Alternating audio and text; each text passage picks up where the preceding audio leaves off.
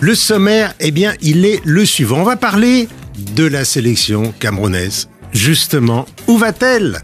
Alors que le conflit entre Samuel Eto'o et Marc Brice s'invite de plus en plus dans la tanière, le capitaine des Lions indomptables Vincent Aboubakar a dû prendre la parole cette semaine pour demander l'union sacrée. C'est l'image de la semaine, le capitaine des Lions indomptables Vincent Aboubakar lisant une déclaration solennelle à la veille du match face à la Libye, comptant pour les éliminatoires de la Coupe du Monde 2026, tous ses coéquipiers autour de lui avec ce message: que cesse la guerre entre le président de la FECAFOOT, Samuel Eto'o, et le sélectionneur national du Cameroun, Marc Brice. Ceci pour le bien de la sélection. Un appel étonnant que je vous propose d'écouter. Comme nous le savons tous, la victoire sur le terrain est la conséquence du travail acharné du coach et de ses collaborateurs.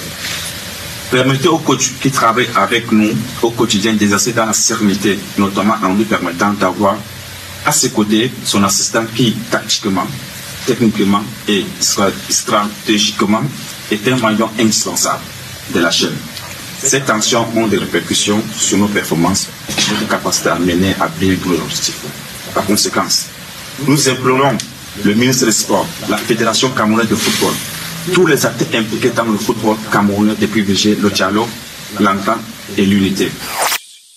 Benjamin Moukandjo, c'est rare, non, ce genre d'image, surtout du côté camerounais. Alors, il y a eu des conflits, on sait, du côté de la tanière des Lions indomptables, des problèmes de primes, des grèves, tutti quanti. Mais est-ce qu'une prise de parole comme cela, le capitaine avec toute l'équipe derrière, face caméra, c'est de l'inédit ou vous avez déjà connu ça ?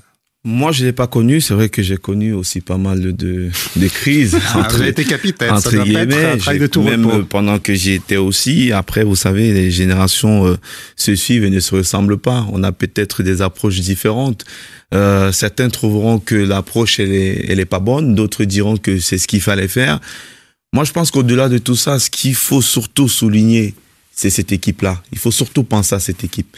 Parce que c'est un conflit qui dure quand même pendant des mois.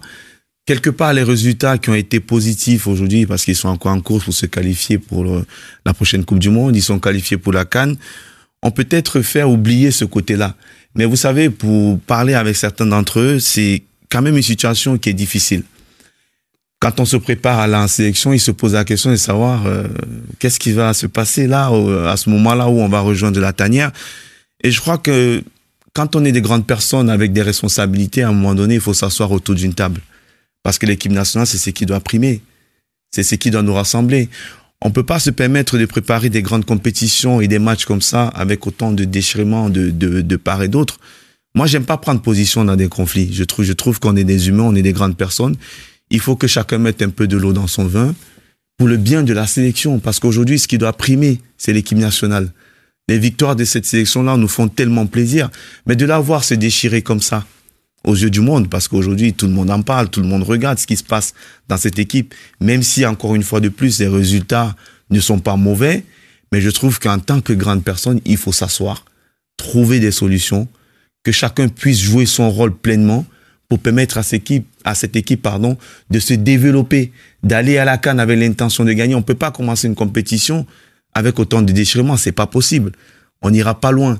Il faut une union sacrée, et pour ça, bien évidemment, comme j'ai dit, il faut que les parties prenantes, tous ceux qui sont là, qui contribuent de près ou de loin, qui ont un truc à apporter, l'apportent pour le bien de l'équipe. Alors Xavier, on va rappeler les raisons de cette crise qui dure depuis près d'un an maintenant. Conflit entre, on va dire quoi, la FECAFOOT et le ministère des Sports, mais surtout un conflit de personnes. Oui, entre une rivalité entre le sélectionneur et le ministère des Sports. Le ministre des Sports ayant utilisé la nomination du sélectionneur pour régler ses comptes avec le président de la fédération, en l'occurrence Samuel Eto'o. Donc il y a une querelle d'ego, et ce qui est quand même assez étonnant, c'est que normalement la fédération tient son pouvoir d'une délégation de service public de la part du ministère. Et là, on voit que les deux personnes ne sont pas alignées, ce qui est quand même dramatique pour la situation de la sélection camerounaise qui en pâtit.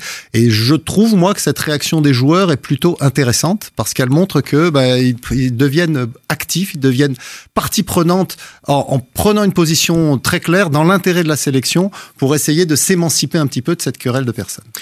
Mais donc, ça fait des mois que ça dure. À un moment donné, on avait vu Rémi, les deux hommes, Samuel Eto'o et le ministre, se serrer la main, prôner l'apaisement. On pensait que ça allait se calmer, mais pas du tout. On a l'impression qu'aucun des deux ne veut lâcher là-dessus, parce que ça pourrait presque être dangereux pour la sélection nationale, justement.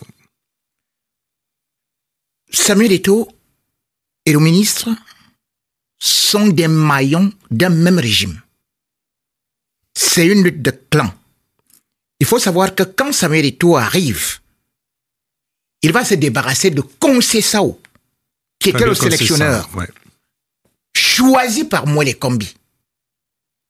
Et du coup, Mwele Kombi va chercher aussi une opportunité, profitant de sa proximité avec le secrétaire général de la présidence de la République, pour adresser justement un bilan très négatif de Samuel Eto'o à la sortie des Lions Indomptables à la CAN.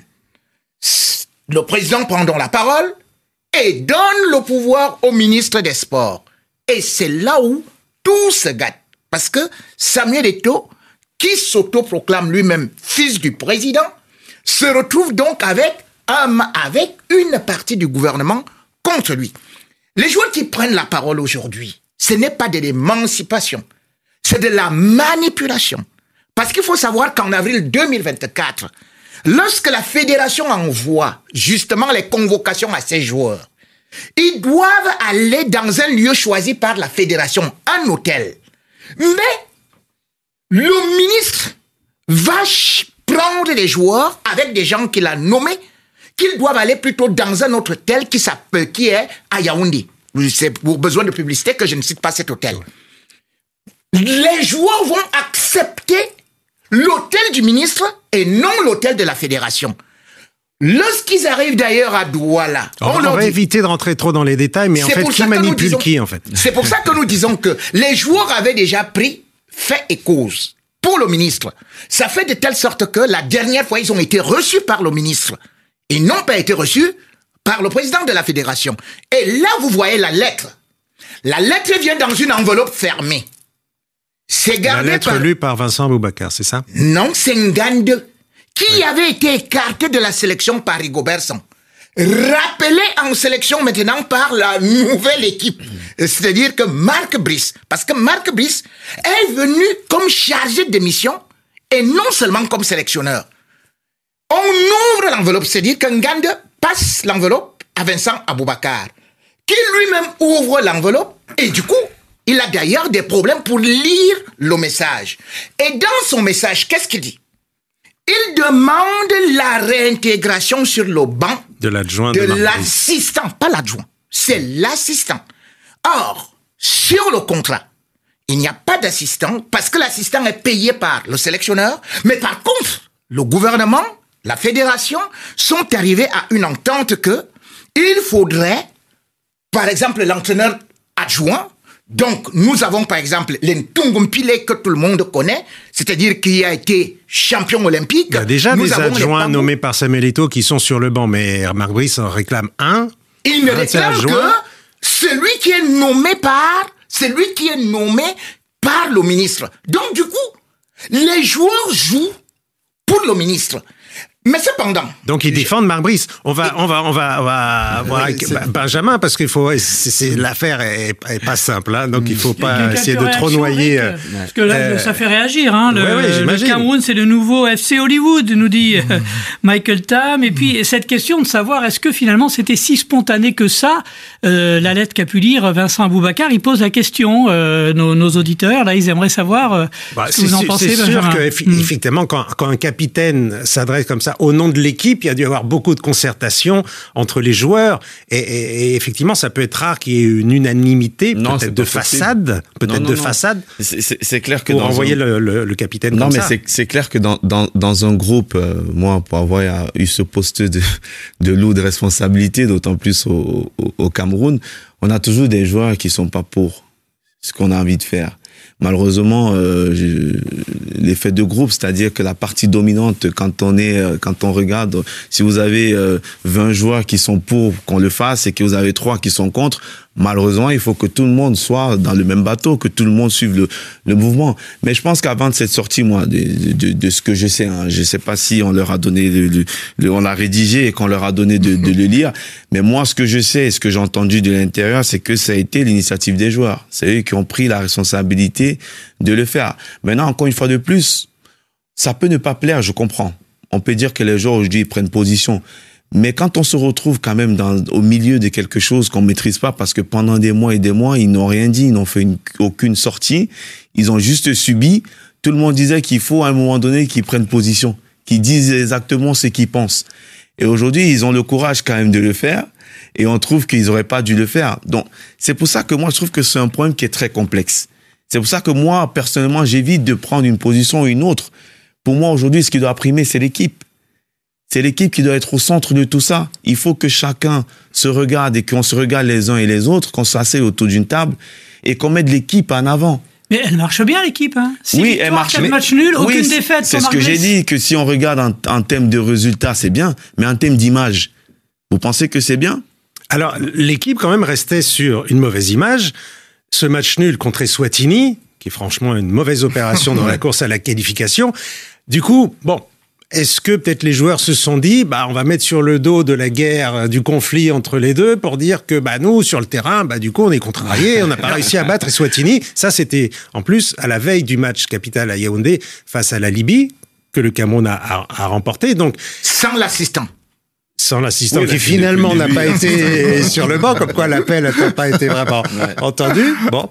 Mais du coup, les joueurs, là, on a l'impression qu'ils ont essayé d'aider leur sélectionneur, Marc Brice, mais Xavier, est-ce que c'est un peu pour se couvrir aussi un petit peu? Non, mais il y a quand même une fierté des joueurs camerounais. Même s'il y a ces problèmes sur le banc ou dans les coulisses, une fois qu'ils sont sur le terrain, ils ont envie de gagner, ils ont envie d'aller à la Coupe du Monde. En plus, ils sont devant leur public. Sfatini, on a remarqué d'ailleurs que lors de cette phase où il y avait 2 matchs, les grosses équipes avaient parfois eu un peu de difficulté lors du premier match. L'équipe de France d'ailleurs, par exemple, de son côté. L'Algérie a eu aussi du mal en Afrique australe. Donc on voit que le deuxième match en général, quand il y a quelques jours de plus d'entraînement pour affiner les réglages, les équipes qui ont une qualité supérieure ou considérée comme supérieure l'ont emporté. Donc du coup, je pense que l'explication est sportive, mais elle est aussi mentale dans le sens où les joueurs camerounais sur le terrain, ils veulent gagner, ils veulent aller à la Coupe du Monde. Et je pense qu'ils font abstraction de ces problèmes pendant 90 minutes. Oui, est-ce que ça peut gêner? Est-ce que la qualification pour le mondial, elle peut être compromise par ce conflit? C'est le message des joueurs. Il dit attention, parce que là, à force de vous chamailler sur le terrain, le rendement, il peut être moins bon. Effectivement. Je crois que les gens ont oublié d'où nous sortons. Benjamin Moukandio, quand il gagne la CAN, on fait pas tout de 2017 à 2025. C'est-à-dire que quand il gagne la CAN, c'est parce que justement, il y a moins de problèmes d'ego dans le vestiaire. Il y a moins de stars. Or, il faut se rappeler que les sorties des joueurs aujourd'hui, qu'on est en train de féliciter, le même Samuel Eto'o avait fait presque les mêmes sorties. Ça a conduit le Cameroun où? Coupe du Monde 2014. Samuel Eto'o avait refusé de prendre le drapeau. Je me souviens d'ailleurs que Samuel Eto'o, toujours dans des problèmes avec la fédération, le ministère, il a eu une suspension de 15 mois. Quand on est arrivé au Brésil, parce que les Camerounais étaient comme ça, ils disaient non, c'est comme ça, bon, on supportait Samuel Eto'o à l'époque comme on supporte Aboubakar aujourd'hui. Le Cameroun est sorti la queue entre les jambes en 2010. Ça a été la même chose. On s'est qualifié pour la Coupe du Monde. Mais avec le désordre, le Cameroun était le premier à être éliminé. Aujourd'hui, les Camerounais sont en train de danser parce qu'on est deuxième. Rigobertson avait laissé cette équipe en première position. Le ministre n'avait pas félicité Rigobertson d'avoir eu une qualification pour la Coupe du Monde. Ce ministre-là, alors que le Cameroun n'est pas encore qualifié, félicite Marc Brice. Aujourd'hui, tout ce que je redoute tout simplement, c'est que les mêmes conséquences produisent le même effet. Ce que nous dansons aujourd'hui, les victoires à l'arraché, ou ceci et cela, avec un Cameroun divisé parce que pratiquement nous sommes en guerre. C'est souvent l'union sacrée. Or, aujourd'hui, au Cameroun, vous trouvez 2 groupes. Il y a certains qu'on appelle les Églisiens qui sont avec Samuel Eto'o, et il y a les Hiboux qui sont avec le ministre. Donc c'est un état de guerre. Nous sommes en guerre. Et il y a un proverbe africain qui dit « Mieux vaut manger les champignons en temps de paix que d'avoir la viande en temps de guerre. » Et Oukabo Tefoya qui apprécie les explications de Rémi. Rémi nous explique si bien la situation. Veuillez le laisser aller jusqu'au bout, s'il vous plaît. On peut pas aller jusqu'au bout de l'émission parce qu'on a d'autres sujets quand même. Il faut parler de tout. Mais pour conclure, Benjamin, vous êtes inquiet pour les Lions justement parce que le Cameroun doit et mérite peut-être d'aller à la Coupe du Monde. En tout cas, l'équipe pour y aller. Tout comme Rémi sur ce sujet, je suis pas inquiet parce que je sais qu'ils vont se qualifier. Xavier l'a dit, hein, ils arrivent à mettre ça de côté. C'est le Cap-Vert qui est en tête pour l'instant avec un point d'avance. Oui, après il y a une confrontation entre les deux nations, donc le Cameroun détient encore son destin entre les mains. Je suis inquiet pour la suite parce que je sais qu'on va réussir à se qualifier et là je suis entièrement d'accord avec ce que Rémi disait parce qu'on l'a connu aussi, moi je l'ai connu en 2014 et les problèmes, on a réussi à se qualifier, mais une fois qu'on arrive en compétition, et pourquoi faire on n'a pas forcément brillé. Ouais. Donc c'est pour ça que moi je prône à ce que avant que n'arrive cette CAN qui va arriver très vite, ben, qu'on puisse déjà éliminer tous ces problèmes-là et que chacun puisse regarder dans la même direction. Voilà, parce que le prochain match des Lions indomptables, eh bien, dans ces éliminatoires, ce sera au mois de septembre à Eswatini. Après, il y aura le choc justement face au Cap-Vert. Ouais. Quand même pas facile. Ce sera le tournant de ces éliminatoires. Bah, d'ici là, qu'est-ce qui va se passer dans ce conflit? Bah, ça, c'est comme épisode d'une série.